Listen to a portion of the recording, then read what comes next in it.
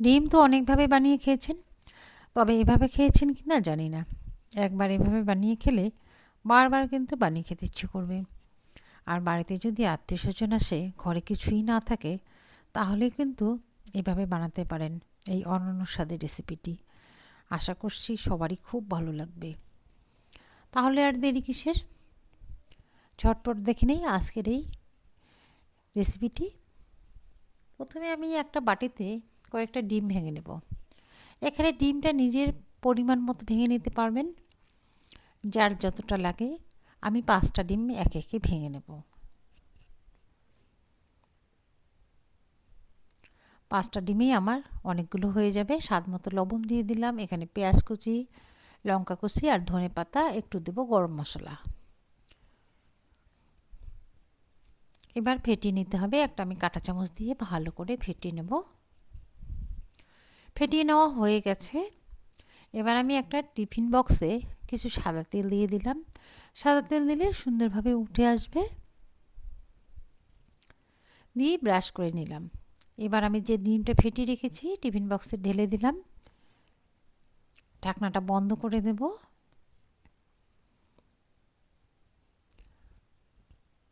কড়াইতে জল বসিয়ে দিয়েছি, জলটা মোটামুটি গরম হয়ে গেছে। একটা স্ট্যান্ড দিয়ে আমি ডিমটা কড়াইতে দিয়ে ঢেকে ভাপিয়ে নেব।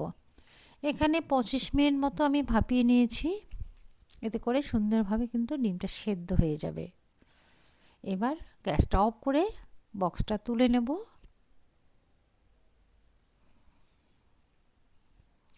বক্সটা কিন্তু অল্প অল্প ঠান্ডা হয়ে গেছে, এবার খুলে নিচ্ছি। এখনও কিন্তু ধোয়া উঠছে। ঠান্ডা হলে সুন্দরভাবে কিন্তু উঠে আসবে। আমি একটু তাড়াতাড়ি করে নিচ্ছি। একটা চাকু দিয়ে ধারটা কেটে নিয়ে তারপরে একটা প্লেট দিয়ে উল্টিয়ে নেব। এতে করে সুন্দরভাবে খুলে আসবে। এবার আমি উল্টিয়ে নিলাম। সুন্দরভাবে কিন্তু হয়ে গেছে, একদম ফ্লাপি হয়েছে। এবার ছোট ছোট টুকরো করে কেটে নিতে হবে। যেহেতু ধনে পাতা দিয়েছি, উপরটা কালো কালো লাগছে। এবার একটা কড়াইতে সরিষার তেল গরম করে নিয়েছি, দিয়ে দিলাম লবণ আর হলুদ। এখানে দুটো মিডিয়াম সাইজের আলু আমি ছোট ছোট টুকরো করে কেটে নিয়েছি।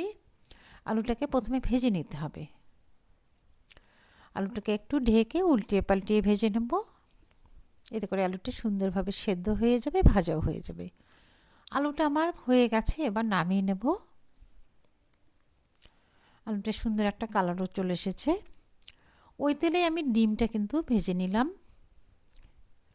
ডিমটাও আমি একইভাবে নেড়েচেড়ে ভেজে নিয়েছি। ডিমটা সুন্দর কিন্তু নরম হয়েছে, ফ্লাপি হয়েছে। এবার ওই তেলে রান্নাটা করে নেব। একটু জিরে দিলাম, গোটা জিরে ফোড়ন, আর দিয়ে দিলাম তেজপাতা, ছোটো এলাচ, গোলমরিচ আর দুটো লবঙ্গ। এবার ফোড়নটাকে ভালো করে 30 সেকেন্ডের মতো ভেজে নেব। তারপর দিয়ে দিচ্ছি কিছু পেঁয়াজ, যেটা আমি কুচি করে রেখেছি। পেঁয়াজটা একটু ভেজে নেব যতক্ষণ না একটু নরম হচ্ছে। খুব একটা বেশি ভাজবো না, একদম বেরেস্তার মতো করবো না। একটু নরম হয়ে আসলে এখানে আমি আদা রসুন পেস্ট একসঙ্গে করে রেখেছি, সেটা 2 চামচ দিয়ে দিলাম। আদা রসুন দিয়েও একটু নেড়ে চেড়ে ভেজে নিতে হবে, এতে করে কাঁচা গন্ধটা চলে যাবে।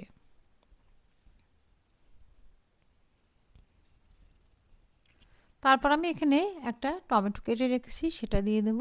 টমেটো দিয়েও আরও ভালো করে ভেজে নেব। টমেটোর যে একটা কাঁচা গন্ধ সেটাও চলে যাবে, টমেটোটাও নরম হয়ে যাবে।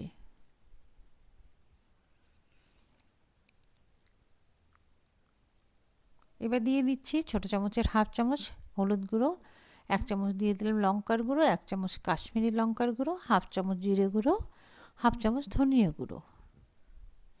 এবার ভালো করে মশলাটাকে কষিয়ে নিতে হবে তেলের সঙ্গে।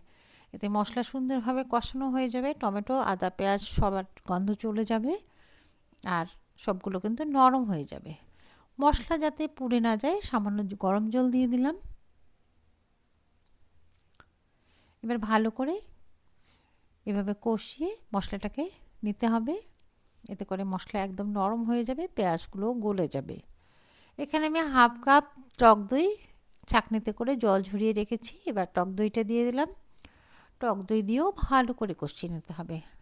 দেখবেন একটা সময় মশলা থেকে তেলটা উপরে ভেসে আসছে। তখন দেখবেন আমার মশলাটা কিন্তু কষানো হয়ে যাবে। এভাবে কিন্তু মশলা স্টেপ বাই স্টেপ কষিয়ে নেবেন। মশলা যত ভালো করে কষিয়ে নেবেন রান্নাটা তত সুন্দর হবে।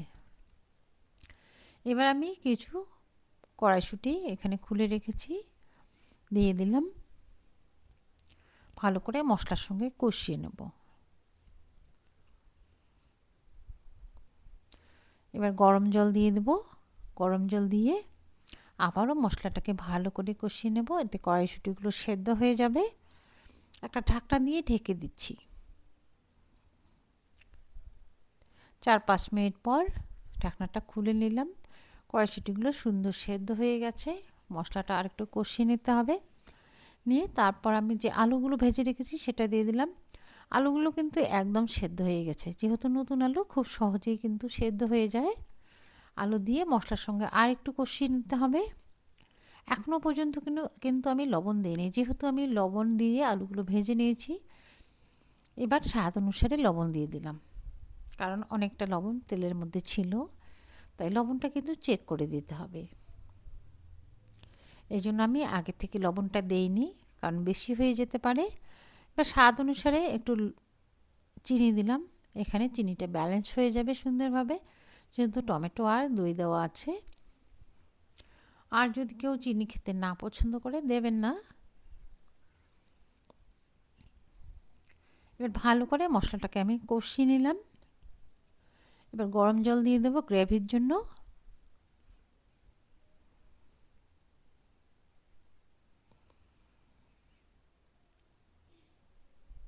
এবার যে ডিমটা আমি ভেজে রেখেছি সেটা দিয়ে দিচ্ছি।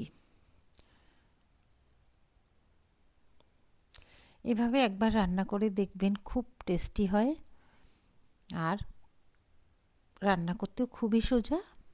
দিয়ে দিলাম উপর থেকে 2 কাঁচা লঙ্কা আর ধনেপাতা। এবার একটু ঢেকে স্লো ফ্লেমে রান্না করব। 4-5 মিনিট আমি রান্না করে নিয়েছি। ঢাকনাটা খুলে নিলাম। একদম গ্রেভিটা টেনে গেছে, ঠান্ডা হলে কিন্তু আরও টেনে যাবে। এভাবে কিন্তু নামিয়ে রাখবো। গ্যাসের ফ্লেমটা অফ করে দিলাম, দিয়ে একটু ঢেকে রাখবো, তারপর আমি সার্ভ করে নেব। এবার সার্ভ করে নিচ্ছি। আশা করছি খুব ভালো লেগেছে। ভালো লাগলে অবশ্যই একটা লাইক দিয়ে কমেন্ট করে জানাবেন কেমন হয়েছে। ভালো লাগলে বন্ধু আত্মীয়র মধ্যে শেয়ার করে দেওয়ার অনুরোধ থাকলো। আজ এ পর্যন্তই, দেখা হবে অন্য একটি রেসিপিতে। ধন্যবাদ।